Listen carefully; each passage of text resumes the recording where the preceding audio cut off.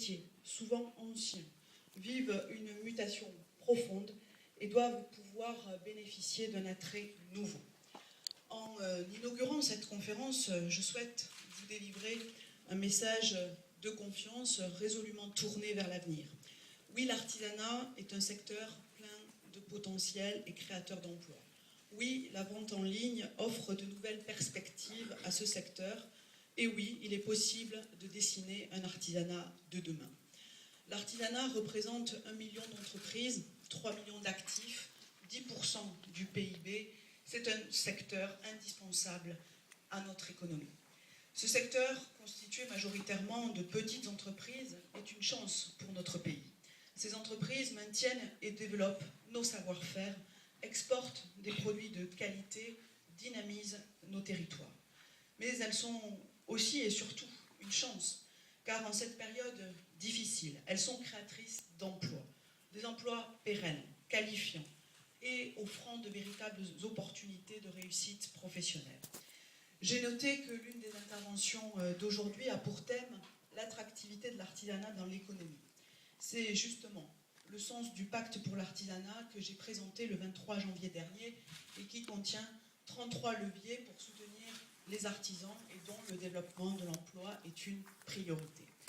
Le premier enjeu de ce pacte est en effet de revaloriser l'artisanat et de donner envie à nos jeunes de s'engager dans un des 250 métiers qu'il comporte. Des campagnes ciblées seront mises en œuvre pour sensibiliser les jeunes et le caractère qualifiant des formations sera renforcé. L'orientation vers ces métiers doit devenir une orientation par choix et non par défaut. Le statut de l'artisan sera d'ailleurs redéfini, clarifié, pour qu'il soit plus lisible et qu'on perçoive toutes ses qualités. Alors que près de 300 000 artisans vont partir à la retraite dans les 10 ans à venir, je refuse de considérer le chômage comme une fatalité. Grâce notamment à l'artisanat, nous redresserons notre pays et nous redonnerons à nos jeunes des emplois. Nous faciliterons aussi la reprise-transmission d'entreprises par des dispositifs d'information renforcés. Aujourd'hui, les débats portent sur les conditions du nouvel artisanat. J'ai un certain nombre de convictions. D'abord, ce nouvel artisanat passe par le développement de nouvelles formes de commercialisation. Étape finale et indispensable, la vente ainsi que le faire connaître est une étape clé du succès de l'entreprise artisanale. Dans un contexte économique difficile, le e-commerce fait l'objet depuis plusieurs années d'un engouement confirmé des Français et le développement de ce modèle commercial adapté à l'artisanat est une opportunité à saisir.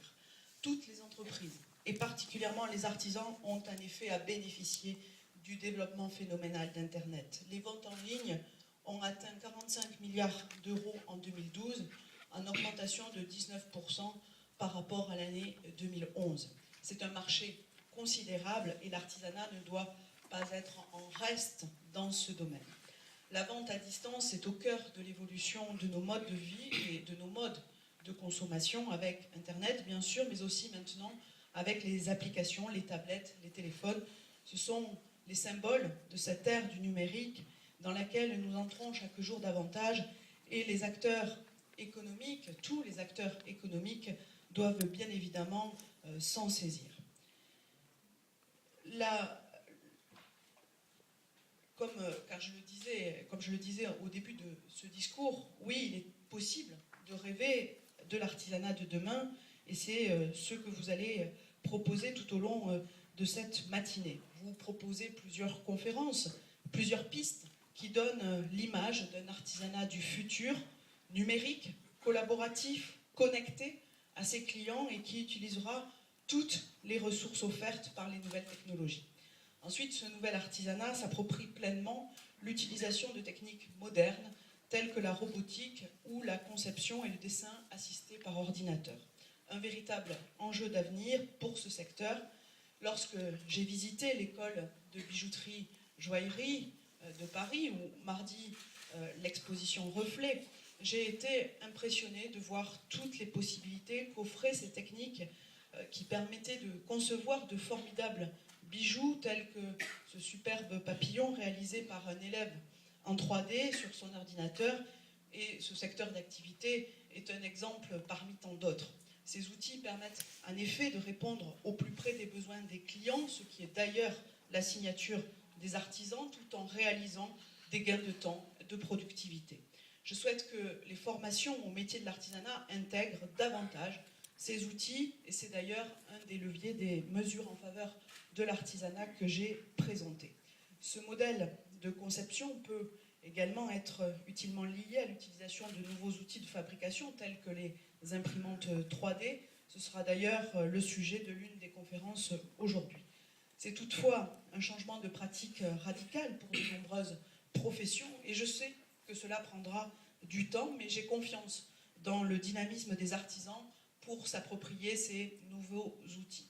Enfin, ce nouvel artisanat peut s'appuyer sur le développement de nouvelles formes de travail collaboratif.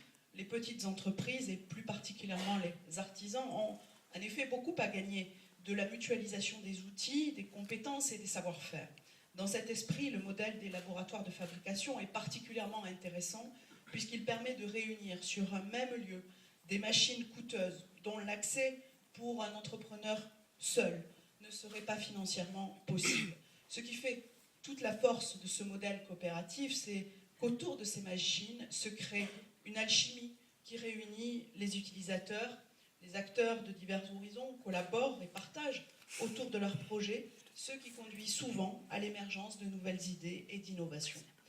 Les artisans sont aujourd'hui encore trop peu impliqués dans ce type de laboratoire, souvent réservé aux chercheurs, aux ingénieurs, et c'est avec des conférences comme celle d'aujourd'hui que l'on peut leur donner l'envie de s'y investir. Ensuite, c'est aussi tout l'enjeu de vos débats. L'artisanat a besoin de conditions économiques favorables pour se développer. C'est bien là tout le sens de notre action, de celui du gouvernement et du président de la République, de redresser notre économie pour retrouver le chemin de la croissance et de l'emploi. S'agissant de l'emploi, nous ne pouvons que constater que malgré le contexte économique actuel, de nombreux secteurs dans l'artisanat sont soit en pénurie de main-d'œuvre, soit extrêmement attractifs. C'est pour cela que l'action du gouvernement est résolument tournée vers la valorisation de ces métiers. Il est nécessaire de faire savoir aux jeunes, à leurs parents, à leurs enseignants, que les filières artisanales riches de savoir-faire et d'innovation sont des filières d'avenir. C'est également pour cela que les contrats de génération garantissent la transmission de ces savoir-faire rares qui animent ces professions. Parce que je suis convaincue que la modernité puise sa force dans l'expérience. Il nous faut impérativement garantir la transmission de ces compétences. Nos travaux ont permis de garantir que ces contrats qui aident financièrement à l'embauche d'un jeune dans un poste pour lequel est maintenu le senior qu'il occupait jusque-là, intéresseront également des entreprises individuelles.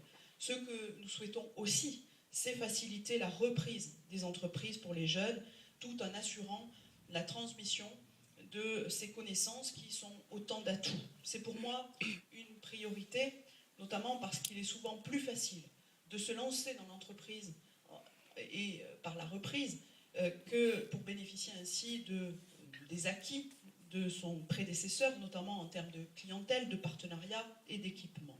C'est pour cela, enfin, que je travaille avec les ministres concernés à mieux adapter les CFA et les lycées professionnels aux besoins des entreprises. L'orientation des jeunes, leur formation, la revalorisation des filières est un enjeu majeur pour le secteur. Nous devons redonner le goût de l'excellence à la jeunesse, faire de nos formations des voies reconnues comme étant de qualité et valoriser vos filières. Également, le développement des entreprises du secteur nécessite un meilleur accès au financement. C'est un aspect majeur de la compétitivité des entreprises qui est au cœur des mesures que le gouvernement a présentées. C'est un enjeu essentiel pour vos entreprises, ce qui a justifié une mention spéciale de prise en compte des TPE dans la mise en œuvre de la BPI, et je suis vigilante quant à son application. Le choc de simplification voulu par le président de la République a également pour objectif de faciliter la vie des entreprises, de toutes les entreprises. C'est parce que nous voulons un artisanat moderne, dynamique, attractif. Enfin, le message que je souhaite personnellement vous délivrer aujourd'hui est la nécessité de protéger et de valoriser, peut-être encore plus que les autres, les très petites entreprises qui produisent du fabriqué en France. Ce sont souvent elles les premières à être créées, celles qui deviendront ensuite des PME et pourquoi pas de grandes entreprises. Ce sont elles qui constituent le socle de notre économie. C'est 1,5 million d'entreprises réparties dans tous les territoires, y compris les quartiers, les zones rurales, qui représentent un vivier, un atout, une force qui doit être plus que pour toutes les autres entreprises, encouragées, valorisées parce qu'elles sont souvent les plus vulnérables. La création d'entreprises est au cœur de ces secteurs. À titre d'exemple, en 2011, près de 73 000 entreprises artisanales ont été créées, c'est près de 200 chaque jour, c'est dire la place de ce secteur dans l'entrepreneuriat en France.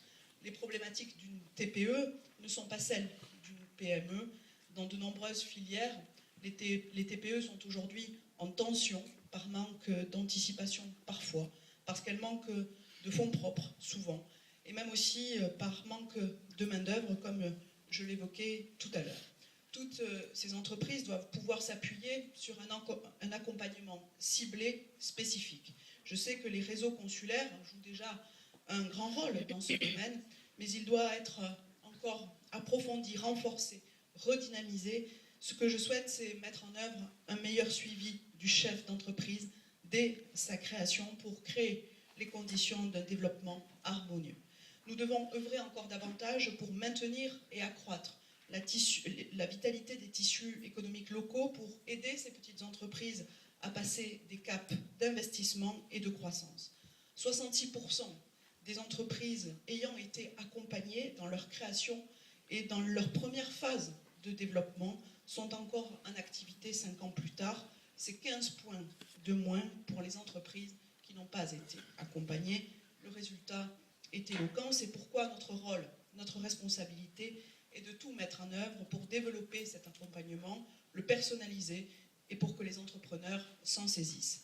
C'est pourquoi nous travaillons à cerner au plus près les besoins de chaque entreprise, à diffuser les pratiques de mentorat et à assurer une chaîne cohérente et continue du suivi du créateur d'entreprise et mieux déceler les entreprises à fort potentiel de croissance. Les métiers de l'artisanat sont souvent des métiers de passion qui nécessitent du courage, de la mobilisation, du perfectionnisme. Ce sont des métiers divers, épanouissants. Ce sont des métiers qui permettent de se lancer dans l'entreprise entrepreneuriale et de se développer. Cet engagement, cette implication et cette envie de réussir, c'est cela qui fonde l'artisanat de demain. La France peut être fière d'avoir des entrepreneurs comme vous, résolument tournés vers l'avenir. Je vous souhaite à toutes et tous une journée riche en débats, en idées et en innovations nouvelles.